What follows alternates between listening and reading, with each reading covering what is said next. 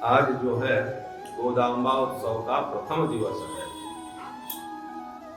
गोदाम्बा जी जो हैं जीवों के कल्याण के लिए, लोगों का क्लेश छुड़ाने के लिए गोदाम्बा जी जो हैं यहाँ द्रविड़ में अवतरित हुई है।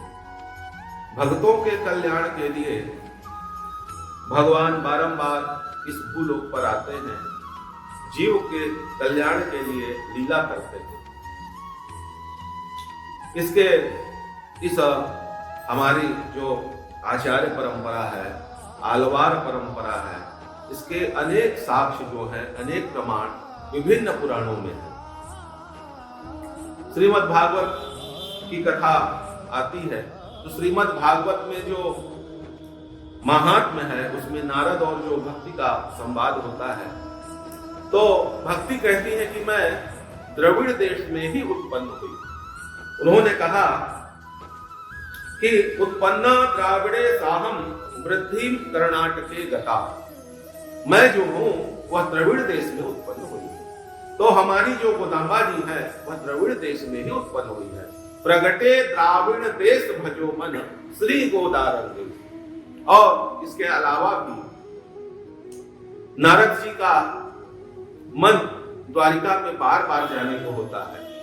भगवान उनको उनका आतिथ्य करते हैं, उनका सत्कार करते हैं और फिर विदा कर देते हैं। पर नारद जी जो है भगवान से मिलने के लिए बार बार द्वारिका आते हैं। और 11वें स्कंद की कथा है कि नारद जी आते हैं और वसुदेव के साथ उनका संवाद होता है। वसुदेव जी उनका सत्कार करते हैं और वहां 11वें स्कंद के 5वें अध्याय में नारद जी जो हैं वह वसुदेव जी को जनक का और जो 9 योगीश्वर हैं उनके बीच जो संवाद होता है उसकी कथा का श्रवण कराते हैं। तो जो 9वें योगीश्वर हैं करभाजन जी, उनकी कथा में आता है कि करभाजन जी कहते हैं कि कृतादिषु प्रजा राजन कला विच्छन्ति संभवम कलौ खलु भविष्यन्ति नारायण परायणा।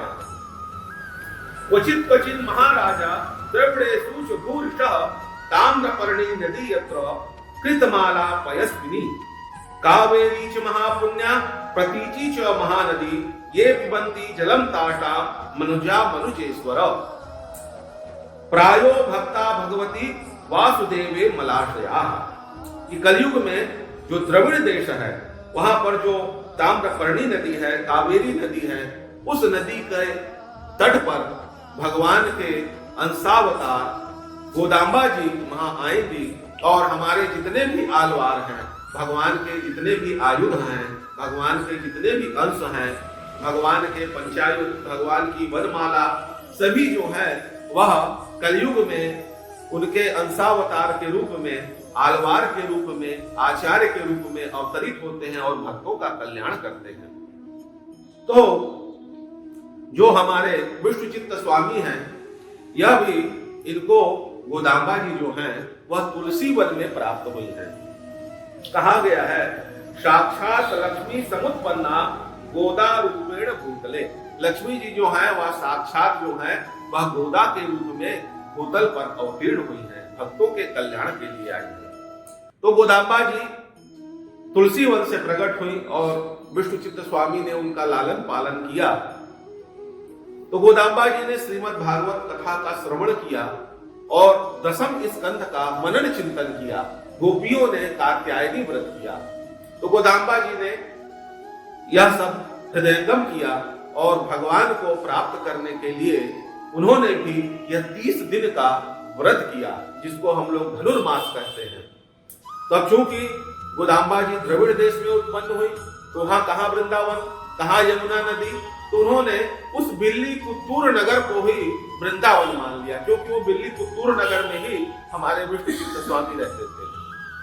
तो उस बिल्ली पुत्तूर नगर को ही वृंदावन मान लिया और वहां की नदी को, वहां के तडाग को यमुना मान लिया, अपनी इंद्रियों को सखी बना लिया।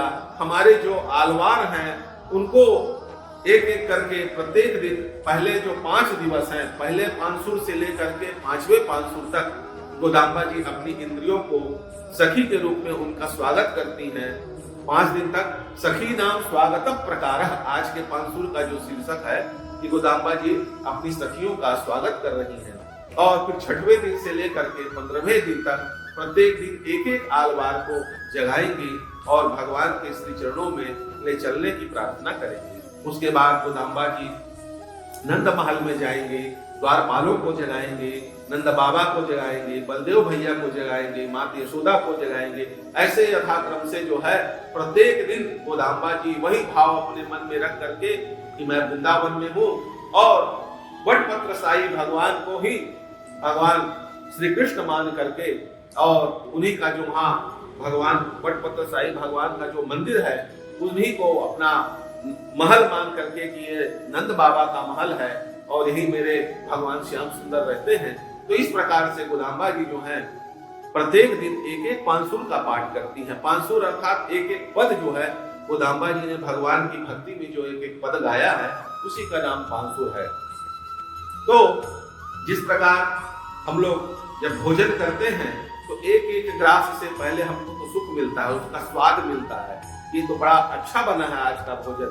फिर जैसे वह जाता है तो शरीर में जीवनी शक्ति का संचार करता है, प्राणों का संचार करता है, थोड़ा सा अच्छा हाँ आज भोजन किया, तृप्ति का अनुभव होता है। और इसी प्रकार से जब हम भक्ति करते हैं, भजन करते हैं, भगवान के सामीप्य में आते हैं तो भगवान का आनंद मिलता है। और जैसे जैसे भगवान की भक्ति में, भगवान के भजन में जब रस आता है तो भगवान से प्रेम होता है और जैसे जैसे भगवान से प्रेम बढ़ता है वैसे ही विरक्ति होती है, संसार से आदमी विरक्त होता है।